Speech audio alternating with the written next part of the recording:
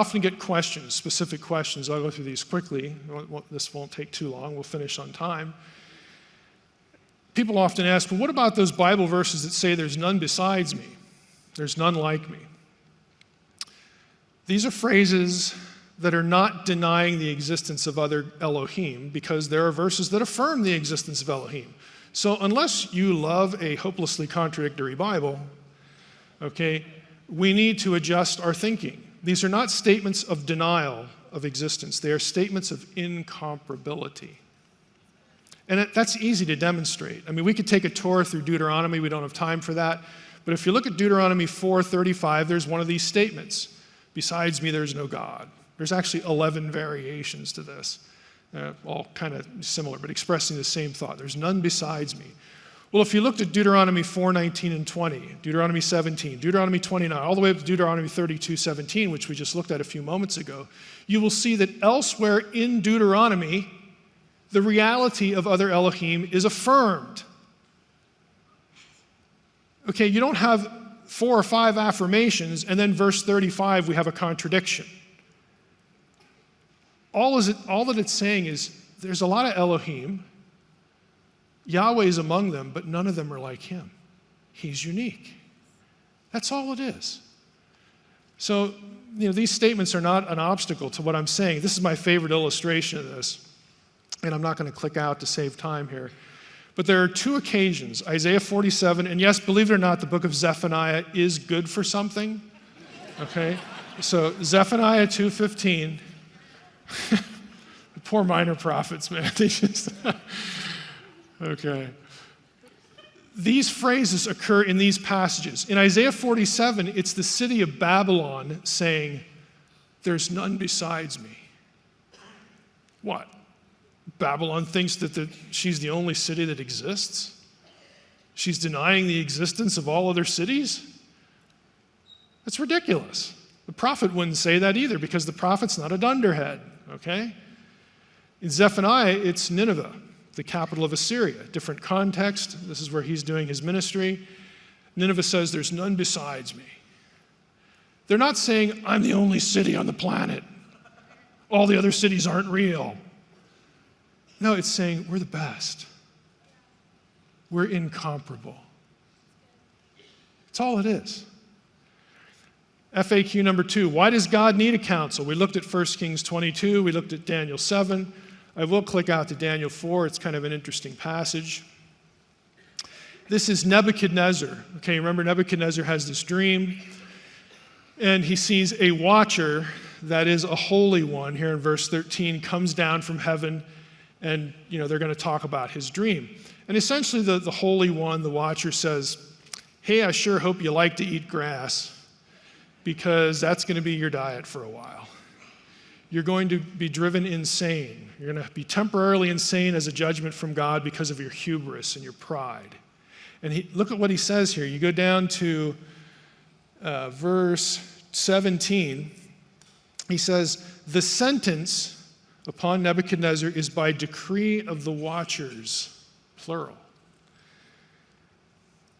The word of the holy ones. This decision is according to the word of the holy ones, plural. But a few verses later, we see, scroll down here. Come on. Keep going. Let me go back here. 24. This is the interpretation, O king. It is a decree of the Most High. There's only one of those. So the same sentence, the same judgment on Nebuchadnezzar is decreed by a group and by the Most High. This is participation. God allows them to participate. You say, well, why does God need a council? The answer is, he doesn't. He just likes to do stuff like this. He likes to create beings who are like him and let them partner with him. God doesn't need anything. When I get this question, I like to flip it around and say, why does God need you? Why does God need the church? I mean, couldn't God just decide who's going to be a believer and, we'll call it good now. I mean, I'm just tired of waiting for the Great Commission. I mean, good grief, look what time it is here. Can't he do that? Why did God have to give the Great Commission? No. God could just make all these decisions himself. But he doesn't do that. He likes the family business. Okay? That's what he wants. He wants children who are part of the family business. He's got supernatural children who work with him in that realm. He's got believers, human children of God in this realm who help him do what he wants done here. He doesn't need anything. What about Jesus? How can he be the Son of God if other divine sons of God are real? Again, it sounds like a difficult question, but it's a really easy question.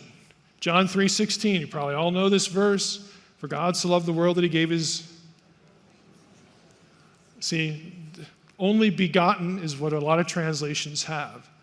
Only begotten Son. Some have a better translation I'll get to in a moment. The Greek word there is monogenes. Now, in the old days of biblical scholarship, which was the first half of the 20th century backward, scholars thought that monogenes was composed of two Greek words. Monos, which means one or only. Mono, again, we can see that pretty easily. And then the second half they thought was from a verb, genao, to mean beget, like in having children. Monogenes, only begotten. That's actually where the translation comes from. Second half of the 20th century, that changed because there was more Greek material of the same Greek dialect as the New Testament, the Koine Greek. Actually, thousands and thousands, of lines worth of new material.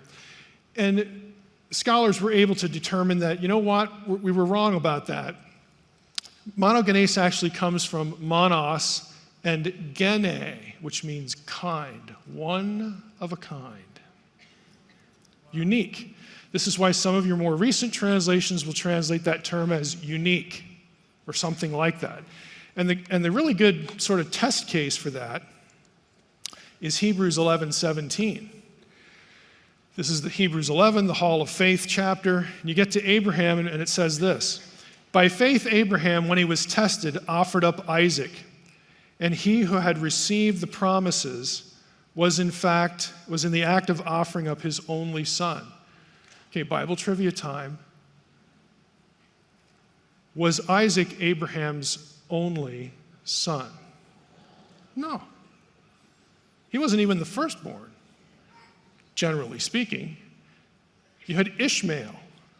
Ishmael was the son of Abraham by Hagar. So that tells you that the monogenes here, again, only son. Let's just open up our interlinear pane. Click on only, monogenes. It can't mean the only one that exists.